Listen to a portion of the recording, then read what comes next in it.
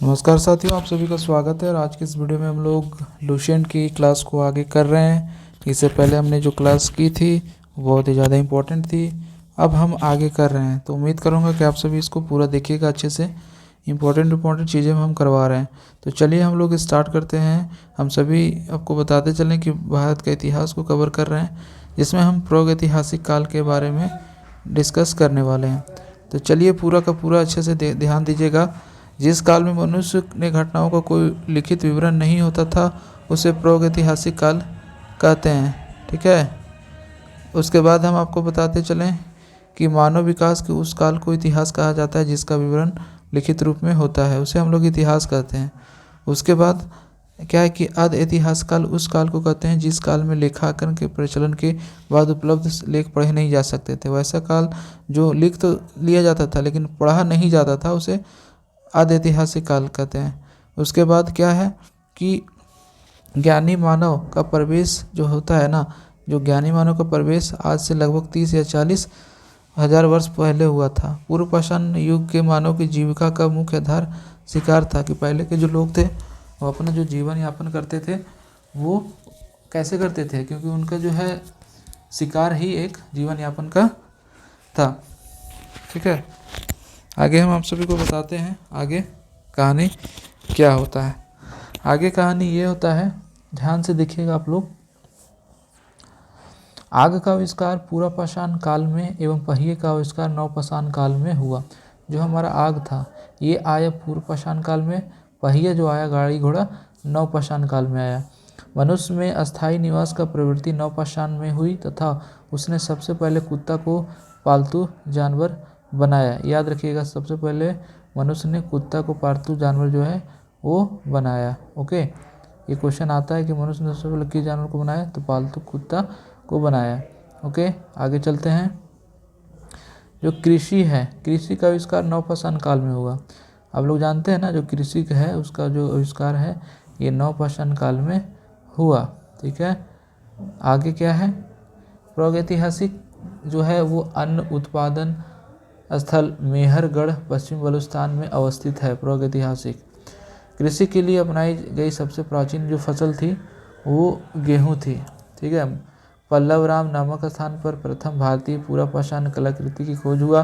भारत में पूर्व प्रस्तर युग के अधिकांश औजार स्टीफन के पत्थर के बने होते हैं। भारत का सबसे प्राचीन नगर मोहनजोदड़ो, सिंधी भाषा में जिसका अर्थ है मृतकों का टीला। तो सबसे पुराना जो जगह है वो याद रखिएगा भारत का मोहनजोदड़ो है सिंधी भाषा में, जिसको हम लोग मृतकों का टीला भी कहते हैं। ओके, अब आगे हम चलते हैं। सिंधु सभ्यता की ओर हम लोग रुख करते हैं, देखते हैं सिंधु सभ्यता के बारे में। सिंधु सभ्यता यानी रेडियो कार्बन C4 जैसी नवीन विशेषणकृति पद्धति के द्वारा सिंधु सभ्यता की सर्वमान्य तिथि जो है वो आपका कब है, 24 ईस्वी से 1700 ईस्वी पूर्व मानी जाती है। इसका विस्तार त्रिभुजाकार भी होता है, याद रखिएगा। सिंधु सभ्यता की खोज राय बहादुर दयाराम साहनी ने की थी। ये क्वेश्चन आता है, जो कब की थी, 1921 में। राय बहादुर शास्त्री जी ने 1921 में इसकी खोज भी की थी। ये याद रख लीजिएगा आप लोग, बड़ा इंपॉर्टेंट है।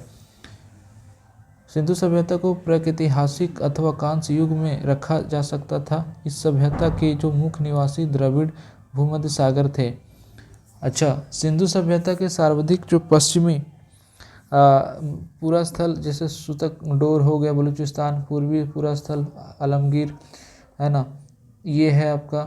उसके बाद क्या है, क्या कहता है कि आलमगीर जो है, कभी कोई क्वेश्चन आता है कि कहाँ पर आता है, तो ये आपका मेरठ यूपी में है। उत्तरी पूरा स्थल मादा यानी जिला अखनूर जम्मू कश्मीर में आपको देखने को मिलेगा, तथा दक्षिणी पूरा स्थल दाइमाबाद में मिलेगा। सिंधु सभ्यता या सैंधव सभ्यता जो था वो नगरीय सभ्यता था, यानी नगरीय सभ्यता के रूप में जाना जाता था। सिंधु सभ्यता से प्राप्त परिपक्व अवस्था वाले स्थानों में केवल 6 को ही बड़े नगर की संज्ञा दी जाती थी। जैसे कि बड़े नगरों में किसकी संज्ञा दी जाती थी, जैसे मोहनजोदड़ो, हड़प्पा, गवनारीवाला, धौलावीरा, राखीगढ़ है ना, एवं कालीबंगन, इन सभी को जो है महत्व दिया जाता था। आगे क्या कहता है, आगे ये कहता है कि स्वतंत्रता प्राप्ति के पश्चात क्या हुआ कि हड़प्पा संस्कृति के सर्वाधिक स्थल गुजरात में खोजे गए। लोथल एवं सुतकोदा सिंधु सभ्यता का बंदरगाह कहा जाता था।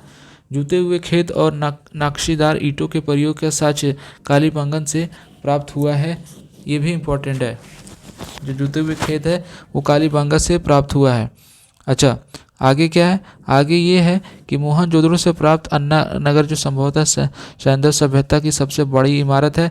मोहनजोदड़ो से प्राप्त बृहत्तम जो स्नानघर एक प्रमुख स्मारक है, जिसके मध्य स्थित जो है वो चांदी स्नान कुंड 11.88 मीटर लंबा और 7.01 मीटर जो है वो आपको क्या दिखता है, चौड़ा है। 2.4 मीटर गहरा भी है।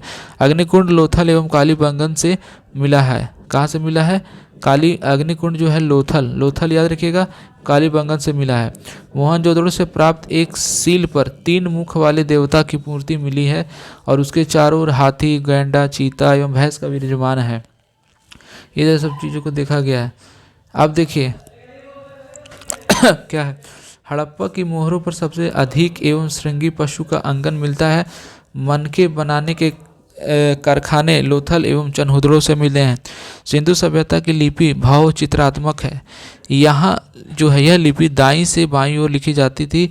जब अभिलेख एक से अधिक पंक्तियों का होता था तो पहली पंक्ति जो है ना वो दाईं से और दूसरी बाईं से दाईं ओर लिखी जाती थी इस अभिलेख में। अच्छा, अब आगे क्या कहता है कि घरों के दरवाजे और खिड़कियां सड़क की ओर ना खुलकर पिछवाड़े की ओर खुलते थे। केवल लोथल नगर के घरों दरवाजे मुख्य सड़क पर खुलते थे। सिंधु सभ्यता में मुख्य फसल थी गेहूं और जौ। सैंधव वासी मिठास के लिए शहद का प्रयोग करते थे। और क्या कहता है कि आगे कहता है कि रंगपुर एवं लोथल से चावल के दाने मिले हैं, जिनसे धान की खेती होने का प्रमाण भी मिलता है। चावल के प्रथम साक्ष्य लोथल से ही मिले हैं। लोथल से ही हमको चावल के पहला साक्ष्य जो है देखने को मिला है। सुरकोतदा कालीबंगन एवं लोथल से सैंधव कालीन घोड़े के अस्थिर पुंज मिले हैं। तिल की इकाई संभवतः 16 के अनुपात में थी। सैंधव सभ्यता के लोग यातायात के लिए 2 पहियों एवं 4 पहियों की बैलगाड़ी या भैंस गाड़ी का उपयोग करते थे मेरे भाई, याद रखिएगा। अब हम आगे चलते हैं, ठीक है। क्या है? मेसोपोटामिया के अभिलेखों में वर्णित मेलुहा शब्द अभिप्राय सिंधु सभ्यता से ही है। अच्छा, संभवतः हड़प्पा संस्कृति का शासन वणिक वर्ग के हाथी में था। पिंगट ने हड़प्पा एवं मोहनजोदड़ो को एक विशिष्ट साम्राज्य की जुड़वा राजधानी कहा है। और क्या कहा है? और ये कहा है कि सिंधु सभ्यता के लोग धरती को उर्वरता की देवी मानकर उसकी पूजा करते थे। वृक्ष पूजा एवं शिव पूजा के प्रचलन के साक्ष्य भी सिंधु सभ्यता से मिलते हैं। वास्तविक चिन्ह संभवतः हड़प्पा सभ्यता की देन है।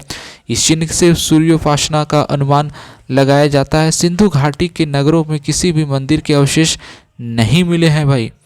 सिंधु सभ्यता में मृत देवी की उपासना सर्वाधिक प्रचलित थी। पशुओं में कुबाड़ वाला सांड इस सभ्यता के लोगों के लिए विशेष पूजनीय था।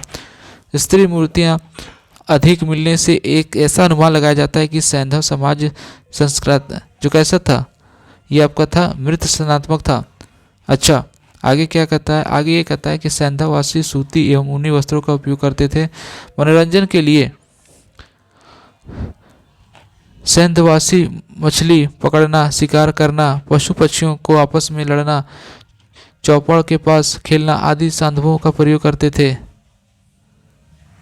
एक बात और यहाँ पे कि सिंधु सभ्यता के लोग काले रंग से डिजाइन किया हुए लाल मिट्टी के बर्तन बनाते थे और सिंधु घाटी के लोग तलवार से परिचित नहीं थे। कालीबंगन एकमात्र हड़प्पाकालीन स्थल था जिसका निचला शहर सामान्य लोगों के लिए किले से घिरा हुआ था। पर्दा प्रथा एवं वेश्यावृत्ति सैंधव सभ्यता में प्रचलित थी। शवों को जलाने एवं गाड़ने यानी दोनों प्रथाएं प्रचलित थी। हड़प्पा में शवों को दफनाने जबकि मोहनजोदड़ो में जलाने की प्रथा विद्यमान थी। लोथल एवं कालीबंगन में समाधियां मिली हैं। सैंधव सभ्यता के विनाश का संभवतः सबसे प्राचीन कारक जो था वो बाढ़ था। आग में पकी हुई मिट्टी को टकरा जो क्या था टेराकेट कहा जाता था।